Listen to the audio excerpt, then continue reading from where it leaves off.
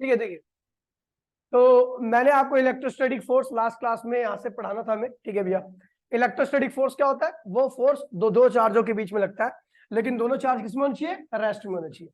इसके दो टाइप होते हैं। ठीक है भैया, पहला होता है अट्रैक्टिव फोर्स और दूसरा होता है भैया आपका repulsive force. Repulsive force, attractive force कब लगता है?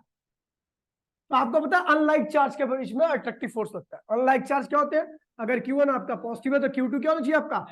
नेगेटिव। इनके बीच में क्या होगा? अट्रैक्टिव फोर्स लगेगा। या आप दूसरे में से कह सकते हो कि Q1 आपका नेगेटिव होगा तो Q2 क्या होना चाहिए आपका? पॉजिटिव। इनके बीच में भी क्या होगा? अट्रैक्टिव होगा। आप देख रहे हो दोनों अनलाइक चार्ज है, दोनों के, ये भी पेयर अनलाइक का, ये भी पेयर क्या है? अनलाइक का है। अच्छा, पॉजिटिव गुणे में नेगेटिव क्या आता है? Negative zero. फेल है तू। नेगेटिव गुणे में पॉजिटिव, नेगेटिव गुणे में पॉजिटिव, नेगेटिव, पॉजिटिव गुणे में नेगेटिव, नेगेटिव। और नेगेटिव चीजें जो होती है वो जीरो से छोटी होती है। क्या होती है?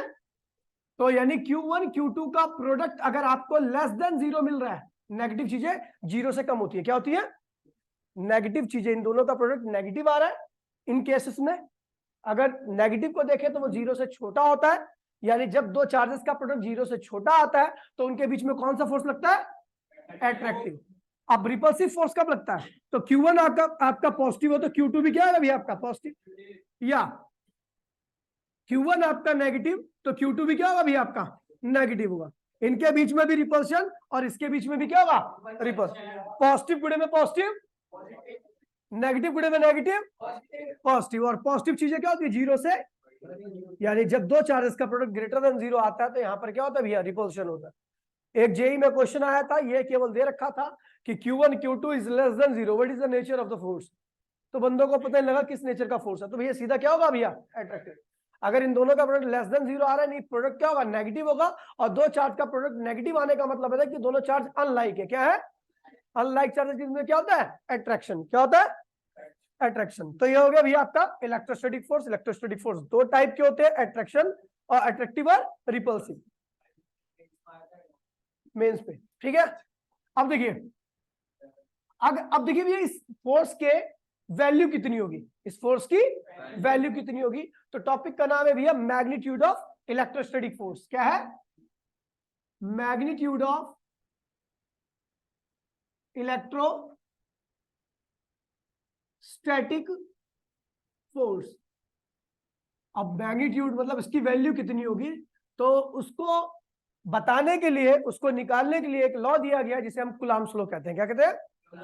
तो magnitude can be given by magnitude of electrostatic force can be given by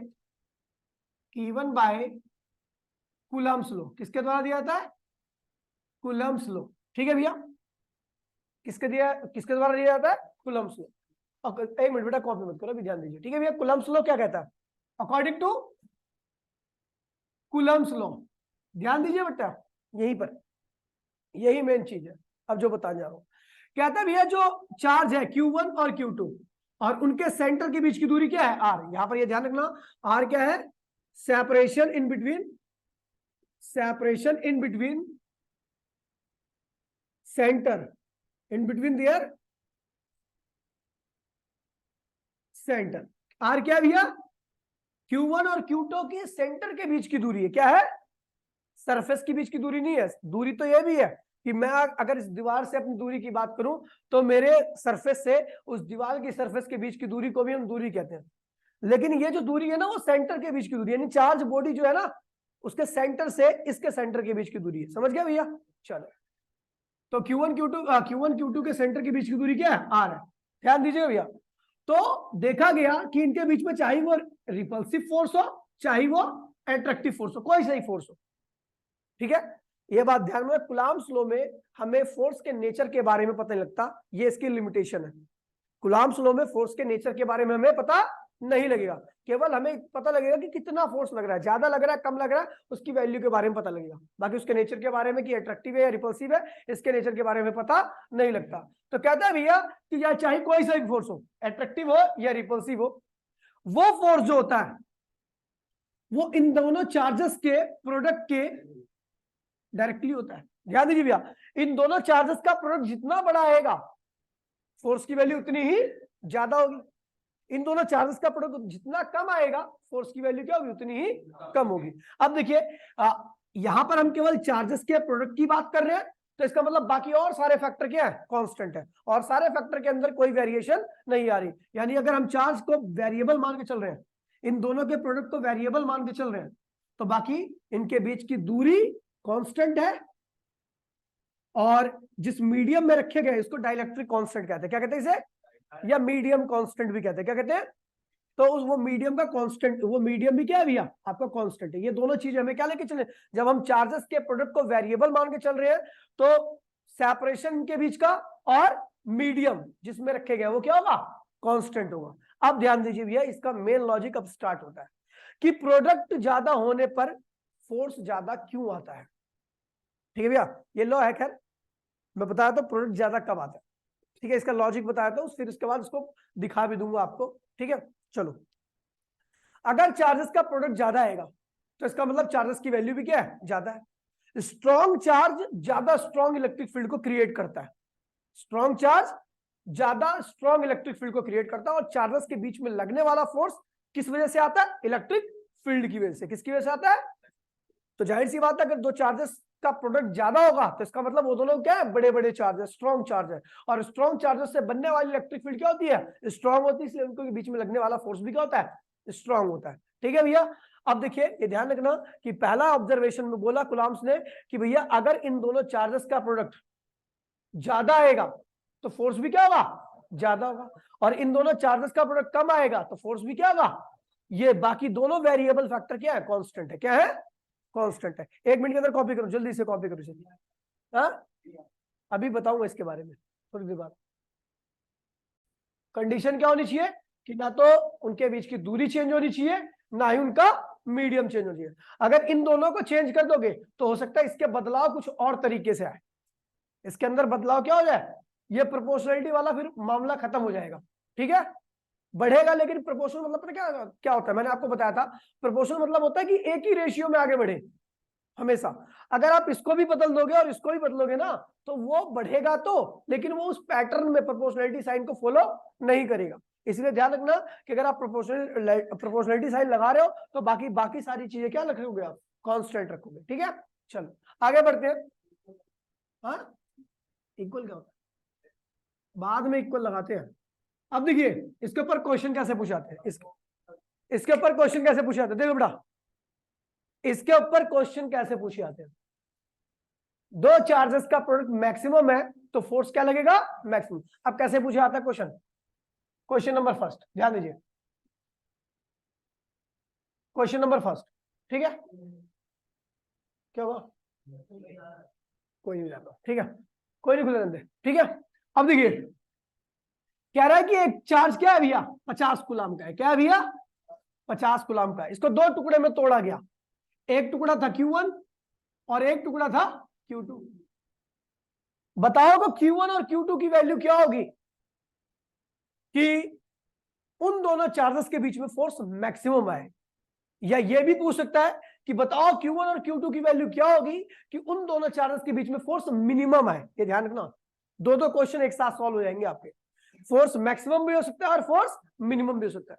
Q1 और Q2 की क्या वैल्यू होगी। ठीक है, तो भैया मैक्सिमम फोर्स कब आता है, जब इनका प्रोडक्ट क्या आएगा, मैक्सिमम। और मिनिमम फोर्स कब आएगा, जब इनका प्रोडक्ट क्या आएगा, मिनिमम। ठीक है, अब देखिए मैंने 50 को तोड़ना है, नो मैंने 50 को, 50 बहुत बड़ा चार्ज हो गया। ठीक है, मामला खराब हो जाएगा आपका, मैं इसको 10 ही रखता हूँ। ठीक है, 10 कूलम। ठीक है, वरना 50 के तो बहुत सारे पेयर बन जाएंगे, बोर्ड बढ़ जाएगा।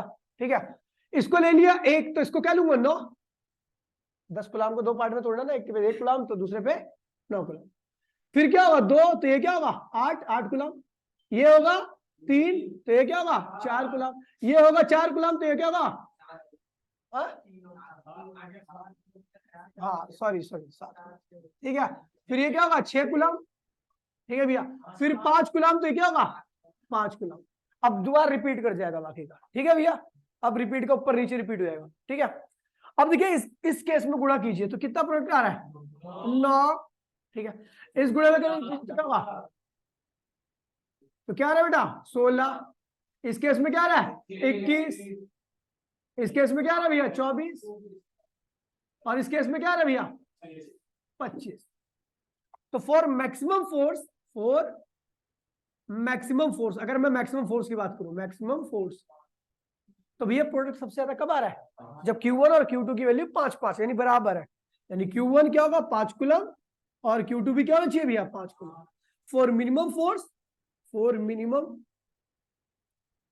फोर्स क्या होगा भैया Q1 क्या होगा 1 कूलम, तो Q2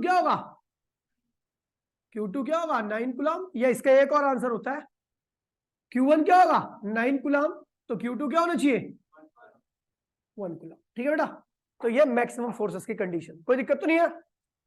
ठीक है, ये मिनिमम फोर्स की कंडीशन है, मैक्सिमम फोर्स की कंडीशन है। तो इसका मतलब है ध्यान रखना, मैक्सिमम फोर्स के लिए आपका केवल एक आंसर होगा, मिनिमम फोर्स के लिए आपके दो आंसर हो सकते हैं। ठीक है, तो अगर मैं बोलूं कि एक चार्ज Q 2Q है, क्या है 2Q, उसको किस प्रकार से तोड़ा जाए कि उनके बीच में मैक्सिमम फोर्स लगे, तो Q में इक्वल पार्ट में मैक्सिमम फोर्स लगता है, इक्वल पार्ट में मैक्सिमम फोर्स लगता है। ठीक है भैया, ये ध्यान रखना, समझिए जब वेरिएबल में चार्ज रखा होगा तो मैक्सिमम वाला फोर्स ही मैक्सिमम फोर्स पूछेगा। मैक्सिमम फोर्स कब लगेगा जब दोनों की वैल्यू क्या होगी इक्वल होगी। आधे आधे टुकड़े मैंने तोड़ रखा है। ऐसे ही सेम को क्वेश्चन आता है ग्रेविटेशन में भी, यही क्वेश्चन पूछा आता है कि भैया एक मास है m, उसको किस प्रकार से तोड़ा जाए कि उनके बीच में मैक्सिमम फोर्स लगे, तो क्या करोगे m/2 समझ गए। कॉपी करो, सॉरी कॉपी मत करो, अभी अगला देखो, ये तो कर लिया आपने, क्या कर लिया। अब देखो सेकंड फैक्टर, देखिए सेकंड फैक्टर ध्यान दीजिए, दूसरा फैक्टर है भैया आपका दूरी। क्या है आपको पता है भैया, जब दूरियां बढ़ जाती हैं तो प्रभाव कम हो जाता है, वो बंदा अपनी मर्जी से सब अपना काम चलता रहता है, इन्फ्लुएंस खत्म हो जाता है। ठीक है, लेकिन जब दूरियां कम रहती है तो मिलना जुलना होता रहता है, बराबर बातें चलती रहती हैं। ठीक है, और प्रभाव बना रहता है बाकायदे। ये सब चीज पे अप्लाई होता है। जब दो चार्ज पास पास में रहेंगे, ध्यान दीजिए भैया, दो चार्ज पास पास में रहेंगे तो उनकी इलेक्ट्रिक फील्ड कम स्पेस में रहेगी, जिसकी वजह से वो स्ट्रांग रहेगी। लेकिन चार्जेस के बीच की दूरी बढ़ जाने पर इलेक्ट्रिक फील्ड के बीच में बहुत सारा गैप रहेगा, तो वो फैलेंगी, जिसकी वजह से इलेक्ट्रिक फील्ड की वैल्यू क्या होती है वीक हो जाती है। और आपको पता है इलेक्ट्रिक फील्ड की वजह से ही दूसरे चार्ज पे क्या लगता है फोर्स। अगर दो चार्जेस के बीच में फोर्स की बात करेंगे तो ये ध्यान रखना वो इलेक्ट्रिक फील्ड उसकी वजह है। इलेक्ट्रिक फील्ड अगर दो चार्जेस के बीच में स्ट्रांग रहेगी तो फोर्स भी क्या रहेगा स्ट्रांग, अन्यथा फोर्स क्या रहेगा वीक। तो दूरी बढ़ने पर वीक फील्ड क्या होती है वीक हो जाती है चार्जेस के बीच में, इसलिए उनके बीच का फोर्स क्या होता है कम हो जाता है। और दूरी घटने पर चार्जेस के बीच की इलेक्ट्रिक फील्ड क्या होती है, अब जो ज्यादा दूर तक जाएगा उसकी एनर्जी क्या होगी कम हो जाएगी, एनर्जी कम हो जाएगी तो भैया वीक हो गया, फोर्स भी क्या हो जाएगा वीक हो जाएगा। कम दूरी पर जाएगा एनर्जी क्या रहेगी ज्यादा रहेगी। ठीक है, और फोर्स भी क्या रहेगा स्ट्रांग रहेगा। क्या रहेगा, तो ये देखिए भैया ऑब्जर्वेशन में, सेकंड ऑब्जर्वेशन में कह रहा है भैया force is inversely equal to R square. क्या रहा भैया आर स्क्वायर, आर स्क्वायर का क्या है भैया इनवर्सली है। यहां पर ये ध्यान रखना कि हम आर को वेरिएबल ले रहे हैं, बाकी और सारी चीजों क्या रखना पड़ेगा आपको कांस्टेंट। Q1 Q2 प्रोडक्ट भी कांस्टेंट है, और वो जिस मीडियम में रखे गए हैं यानी उसका डाइलेक्ट्रिक कांस्टेंट भी क्या है मीडियम भी क्या है कांस्टेंट है। क्या है, तो आपने देखा भैया फोर्स क्या है आर स्क्वायर के, यानी उनके सेंटर के बीच की दूरी के इनवर्सली है। अगर आप उनके सेंटर के बीच की दूरी को 1 मीटर रखोगे तो फोर्स कुछ और आएगा, अगर उन्हीं के सेंटर के बीच की दूरी को आप 2 मीटर कर दोगे तो फोर्स की वैल्यू क्या होगी कुछ और आएगी।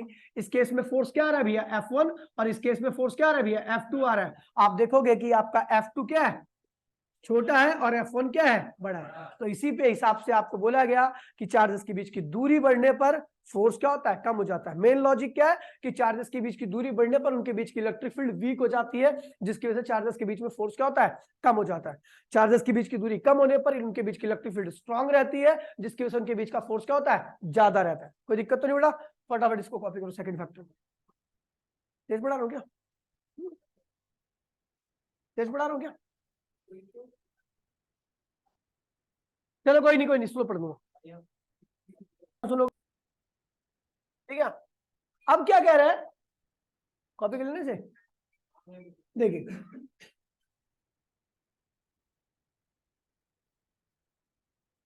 जो तीसरा फैक्टर है आपका वो मीडियम है। क्या है, तो भैया बाय ऑब्जर्वेशन ध्यान दीजिए बेटा, बाय ऑब्जर्वेशन देखा गया ऑब्जर्वेशन कि जो चार्जेस के बीच में फोर्स लग रहा है वो उस मीडियम के डाइलेक्ट्रिक कांस्टेंट के इनवर्सली है। क्या है? अभी इसके बारे में आपको पता दिया है सब कुछ, ठीक है। उस मीडियम का डाइलेक्ट्रिक कांस्टेंट जितना ज्यादा होगा उस मीडियम में फोर्स की वैल्यू उतनी, ध्यान देगा, देख लिया, बाद में क्या तेज पढ़ा रहा हूं। उस मीडियम का डाइलेक्ट्रिक कांस्टेंट जितना ज्यादा होगा उस मीडियम में फोर्स की वैल्यू उतनी कम होगी। इनवर्सली है ना, ऑब्जर्वेशन पे लिखा गया। लेकिन ऐसा होता क्या है, तो मैंने आपको बताया था भैया, बड़ा सिंपल सा रीजन कि चार्जेस के बीच में लगने वाला फोर्स केवल डिपेंड करता है उनके बीच की इलेक्ट्रिक फील्ड पे। इलेक्ट्रिक फील्ड स्ट्रॉन्ग रहेगी तो उनके बीच का फोर्स क्या रहेगा? स्ट्रॉन्ग, अन्यथा फोर्स क्या होगा? वीक रहेगा। तो इसका मतलब ये कुछ ऐसा कर रहा है जिसकी वजह से उनके बीच की इलेक्ट्रिक फील्ड क्या हो रही है? कम हो जा रही है। समझ गया? ये वाला फैक्टर कुछ ऐसा कर रहा है कि उनके बीच की इलेक्ट्रिक फील्ड को क्या कर रहा है? कम कर दे रहा है। और जैसे इलेक्ट्रिक फील्ड कम हो रही है तो फोर्स भी क्या हो रहा है? कम हो रहा है। इसकी वैल्यू कम रहेगी तो फोर्स क्या रहेगा? ज्यादा। क्या रहेगा? ऐसा क्या कि इसकी वैल्यू कम होने से बीच की इलेक्ट्रिक फील्ड बढ़ जा रही है किसी वजह से, और इसकी वैल्यू देखो, इसकी वैल्यू कम होने से चार्जेस के बीच की इलेक्ट्रिक फील्ड क्या हो रही है? स्ट्रांग हो जा रही है। और स्ट्रांग इलेक्ट्रिक फील्ड अगर चार्जेस के बीच में तो फोर्स भी क्या होगा? स्ट्रांग ही रहेगा। अब देखिए करता क्या है, इसका नाम क्या है? इसका नाम है भैया, इसके बारे में अगर बात करूं तो एप्सिलॉन को आर को कहते हैं डाइलेक्ट्रिक कांस्टेंट। क्या कहते हैं? डाइलेक्ट्रिक। याद है ना भैया, जिसके पास पॉजिटिव और नेगेटिव चार्ज दोनों उसे डाइलेक्ट्रिक कहते हैं, ठीक है। Dielectric constant. इसका एक और नाम है मीडियम कांस्टेंट। क्या कहते हैं इसे? Medium constant. और इसे पोलराइजेशन कांस्टेंट भी कहते हैं, पोलराइजेशन कांस्टेंट। ये ध्यान रखना कि इसकी वैल्यू जितनी ज्यादा होगी उस मीडियम का डाइलेक्ट्रिक, उस मीडियम में डाइलेक्ट्रिक भी क्या होगा? उतने ही, समझे? इसकी वैल्यू जितनी बड़ी होगी उस मीडियम में डाइलेक्ट्रिक की संख्या उतनी ज्यादा होगी। हम बता रहा हूं यार, ठीक है। ये जितना बड़ा होगा, अभी सारी चीजों को हम जोड़ देंगे एक साथ, तब आपको क्लियर हो जाएगा, ठीक है। इसकी वैल्यू जितनी ज्यादा होगी उस मीडियम में डाइलेक्ट्रिक्स की संख्या क्या होगी? उतनी ही ज्यादा होगी। ध्यान दीजिए, ठीक है। तो ये ध्यान रखना, epsilon R is directly proportional to number of dielectrics. Dielectrics मतलब मॉलिक्यूल्स, डाइलेक्ट्रिक्स मतलब मॉलिक्यूल्स। मॉलिक्यूल्स में भी चार्ज क्या होता है? जीरो होता है। और डाइलेक्ट्रिक में भी चार्ज क्या होता है? जीरो होता है। तो इसकी संख्या नंबर ऑफ डाइलेक्ट्रिक को बताएगी। इसकी संख्या ज्यादा होगी तो नंबर ऑफ डाइलेक्ट्रिक भी क्या होंगे? ज्यादा। इसकी संख्या कम रहेगी तो नंबर ऑफ डाइलेक्ट्रिक्स भी क्या होंगे? कम होंगे। अब क्या होता है इससे, तो आपको पता है डाइलेक्ट्रिक्स पोलराइज होते हैं। क्या होते हैं? कब? जब उनको चार्जेस के पास में रखा जाता है, प्लस और माइनस चार्ज के बीच में रखा जाता है तो डाइलेक्ट्रिक पोलराइज हो जाते हैं। क्या होते हैं? पोलराइज। अब देखो सारी चीजें अब क्लियर हो जाएंगी आपको, ठीक है भैया। तो मैंने क्या बोला, ये डाइलेक्ट्रिक कांस्टेंट, इसके और भी नाम है, ठीक है। और it is different for different medium. अलग अलग मीडियम के लिए क्या होगा? अलग अलग होगा। इसका मतलब अलग अलग मीडियम में डाइलेक्ट्रिक की संख्या क्या होती है? अलग अलग होती है, क्योंकि इसकी वैल्यू अलग अलग मीडियम के लिए क्या है? अलग अलग है। तो नंबर ऑफ डाइलेक्ट्रिक भी क्या होंगे? अलग अलग मीडियम में अलग अलग रहेंगे। बात करूं भैया वैक्यूम की, तो सबसे कम होती है इसकी वैल्यू, यानी वैक्यूम में सबसे कम डाइलेक्ट्रिक्स होती है। वैक्यूम में लीस्ट वैल्यू होती है। किसके लिए? वैक्यूम के लिए ये लीस्ट वैल्यू है। किसकी है? वैक्यूम के लिए। बात करूं वाटर के लिए तो इसकी वैल्यू होती है 80 का, मतलब बहुत ज्यादा होता है। वाटर के अंदर डाइलेक्ट्रिक्स यानी मॉलिक्यूल्स की संख्या क्या होती है? काफी ज्यादा जाती है, ठीक है भैया।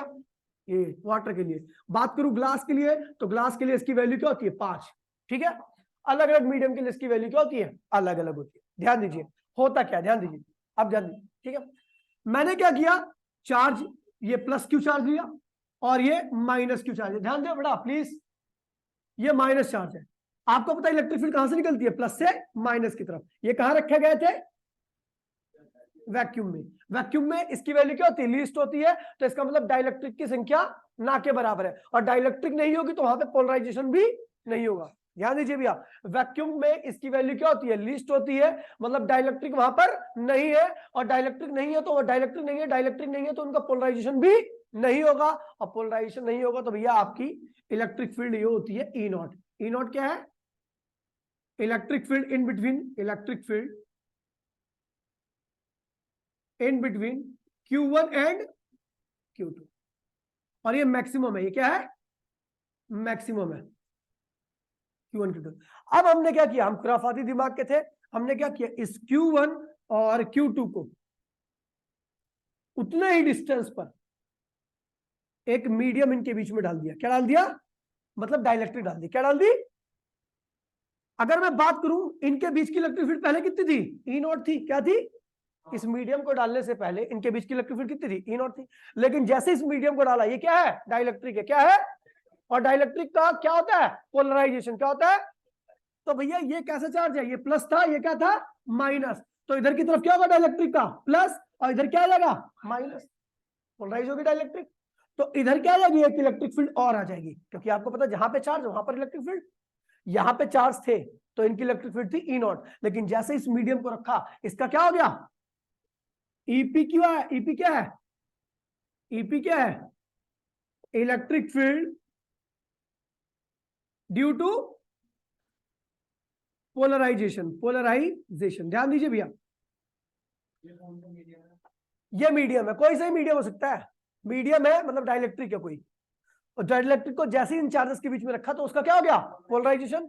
और पोलराइजेशन से इनकी भी एक इलेक्ट्रिक फील्ड आ गई, जिसको मैंने क्या लिखा? ईपी। क्या लिखा? क्यों आई इलेक्ट्रिक फील्ड? क्योंकि डाइलेक्ट्रिक पोलराइज होगी, मतलब प्लस और माइनस चार्ज के बीच में दूरी आ गई, और जब प्लस और माइनस चार्ज के बीच में दूरी आती है तो उसको पोलराइजेशन कहते हैं। और वहीं पर एक इलेक्ट्रिक फील्ड निकलती है जो कि कहां से आती है? प्लस से माइनस। जैसे ये इलेक्ट्रिक फील्ड क्या आ रही है? प्लस से माइनस, और इसकी इलेक्ट्रिक फील्ड क्या आ रही है? प्लस से माइनस। इलेक्ट्रिक फील्ड हमेशा प्लस से कहां जाती है? माइनस की तरफ। लेकिन एक दिक्कत आ गई यहां पर कि जो पहले इलेक्ट्रिक फील्ड थी इन दोनों की, वो राइट में थी, और जो इन दोनों की ये पोलराइजेशन से इलेक्ट्रिक फील्ड आई वो कहां रही है? लेफ्ट में। तो यहां पर देखिए, सो टोटल इलेक्ट्रिक फील्ड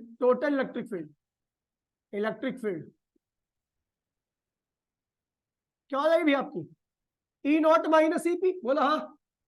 अब इस रीजन में कुल इलेक्ट्रिक फील्ड कितनी बचेगी? पहले इन ये दोनों अकेले थे तो इलेक्ट्रिक फील्ड क्या थी? केवल ई नॉट थी। इस मीडियम को डाल दिया, इसका क्या हो गया? पोलराइजेशन। इसकी इलेक्ट्रिक फील्ड कितनी होगी? ईपी। तो हम देख रहे हैं दोनों इलेक्ट्रिक फील्ड एक दूसरे क्या है? अपोजिट है। तो अपोजिट चीजें एक दूसरे से क्या होती है? घट जाती है। क्या होती है? तो मैंने क्या लिखा? सो टोटल इलेक्ट्रिक फील्ड क्या होगी भैया? पहले की इलेक्ट्रिक फील्ड और मीडियम के डालने पर जो इलेक्ट्रिक फील्ड आई वो, ये कौन सी इलेक्ट्रिक फील्ड थी? उन दोनों की चार्जेस के बीच की इलेक्ट्रिक फील्ड। और एक किसकी इलेक्ट्रिक फील्ड थी? पोलराइजेशन की इलेक्ट्रिक फील्ड। ये दोनों एक दूसरे से क्या थी? अपोजिट थी। तो उस रीजन में कुल इलेक्ट्रिक फील्ड कितनी बचेगी हमारे पास? ई नॉट माइनस, दोबारा समझिए इस चीज को, मैंने कहा जब दोनों चार्ज थे तो उनकी इलेक्ट्रिक फील्ड कितनी आ रही थी? मीडियम डाल दिया, इसका क्या हो गया? पोलराइजेशन। क्या आ गई इलेक्ट्रिक फील्ड? ईपी। ये वाली इलेक्ट्रिक फील्ड राइट में, ये वाली। तो इस केस में कुल कितनी इलेक्ट्रिक फील्ड बचेगी आपके पास? ई नॉट माइनस ईपी। मोटी बुद्धि है क्या तेरी?